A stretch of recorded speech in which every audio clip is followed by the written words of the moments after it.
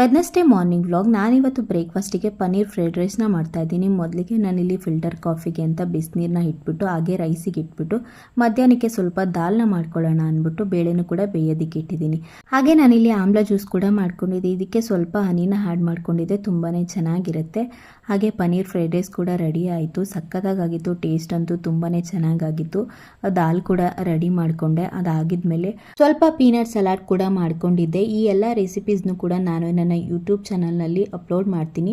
ಹಾಗೆ ಆನಂದ್ ಲಂಚ್ ಬಾಕ್ಸಿಗೆ ಅಂತ ವಾಟರ್ಮೆಲನ್ ಕೂಡ ಇತ್ತು, ಅದನ್ನು ಹಾಕಿ ಲಂಚ್ ಬಾಕ್ಸ್ನ ರೆಡಿ ಮಾಡಿ ಕೊಟ್ಟೆ. ಇದಾಗಿದ್ಮೇಲೆ ನನಗೆ ಸ್ವಲ್ಪ ಬಟ್ಟೆ ಮೆಷಿನ್ಗೆ ಹಾಕಬೇಕಿತ್ತು, ಅದನ್ನೆಲ್ಲ ಮೆಷಿನ್ಗೆ ಹಾಕಿ ಕಿಚನ್ ಎಲ್ಲನೂ ಒಂದು ಕಡೆಯಿಂದ ನೀಟಾಗೆಲ್ಲ ಕ್ಲೀನ್ ಮಾಡಿ ಯಕ್ಷಿತ್ಗೆ ತಿಂಡಿನ ತಿನ್ನಿಸಿ ನಾನು ಕೂಡ ತಿಂಡಿ ಮುಗಿಸ್ಕೊಂಡೆ. ಹಾಗೆ ಇವತ್ತು ನನ್ನ ಯೂಟ್ಯೂಬ್ ಚಾನಲಲ್ಲಿ ಒಂದು ಲಾಂಗ್ ವಿಡಿಯೋನ ಹಾಕಿದ್ದೀನಿ.